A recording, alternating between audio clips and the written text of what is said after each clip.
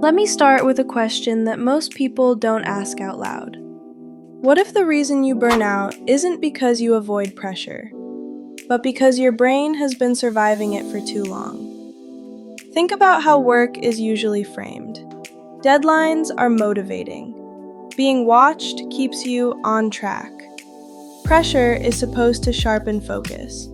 And if those things don't work for you, the assumption is always the same. You're not disciplined enough. You're not organized enough. You need a stronger system. But here's the uncomfortable truth. If pressure actually worked for neurodivergent brains, you wouldn't feel your thoughts disappear the moment someone checks in. You wouldn't freeze when a task suddenly becomes important. You wouldn't lose focus the second someone starts watching how you work. And yet, that's exactly what happens. Not because you don't care, but because pressure doesn't create focus for ND brains. It creates threat. Most people never learn this because they mistake productivity for performance. Looking busy, responding fast, appearing confident. But neurodivergent brains don't operate well in performance mode. They operate well in safety. And most modern work environments, even the well-intentioned ones, are built on the opposite. They rely on constant visibility. Someone needs to know what you're doing, when you're doing it, how fast you're doing it, why it's taking this long. Even productivity tools quietly reinforce this.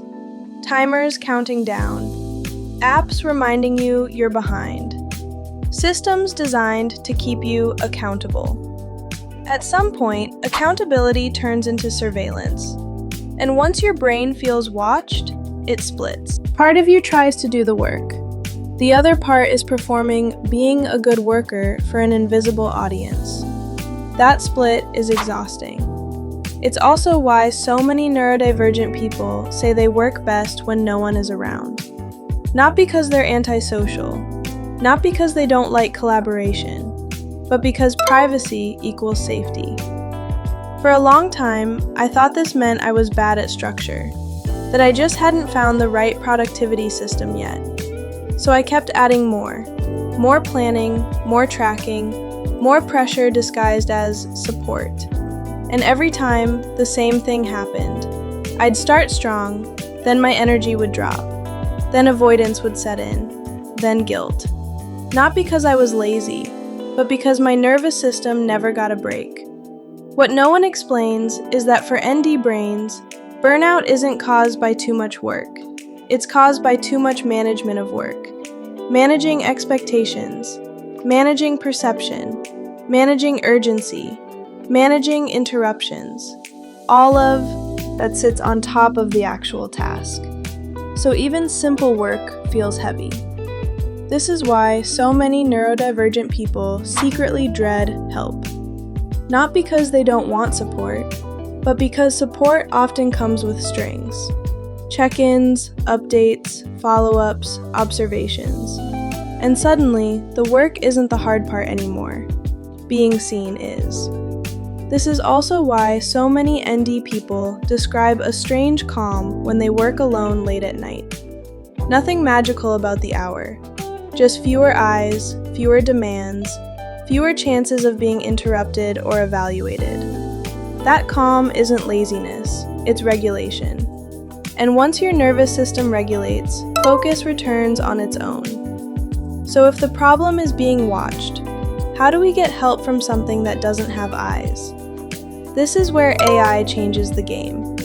People usually frame AI as a productivity booster, a way to do more, faster, cheaper.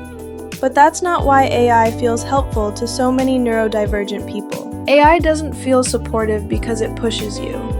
It feels supportive because it doesn't. It doesn't watch you work. It doesn't measure your speed. It doesn't care how messy your thinking is at the start. You can begin without clarity. You can ramble. You can pause mid-thought. You can come back hours later. And here's a concrete example. When I'm overwhelmed, I don't write a brief. I record a 5-minute voice note of my messy, anxious thoughts and tell the AI, Turn this into a plan and don't judge me. And it does, with structure, without the side eye. There's no social cost to needing time, and that's rare. Most tools demand readiness. AI allows incompleteness. For ND brains, that changes everything. Because starting is often the hardest part. Not due to lack of ideas, but because ideas feel overwhelming when they stay trapped in your head. AI lets you externalize without judgment. You're no longer carrying everything internally. And when pressure is removed, your brain does something interesting. It stops bracing. Instead of scanning for mistakes, it scans for connections. Instead of rushing to finish, it settles into depth. This is why AI pairs so naturally with async work. Async work removes urgency and visibility. AI removes friction and cognitive overload. Together, they create something most ND people rarely experience at work. Support without surveillance. Structure without pressure. Help without evaluation. That's the part people miss. AI isn't powerful because it replaces human thinking. It's powerful because it replaces the conditions that were breaking your thinking. It replaces the constant hurry up, the constant explain yourself, the constant prove you're working. And only after all of that pressure is gone does the real solution appear. Focus doesn't need to be forced, it needs to be protected. When your nervous system feels safe, curiosity returns, interest deepens, momentum builds naturally. You don't need harsher deadlines. You don't need stricter systems. You don't need more discipline. You need environments and tools that reduce threat instead of adding it. AI does that quietly. It holds structure so you don't have to. It supports thinking without interrupting it. It waits when you need to wait. That's not cheating. That's accessibility. Remember, AI isn't a faster whip. It's a digital buffer that gives you 3 things. 1. Privacy to fail.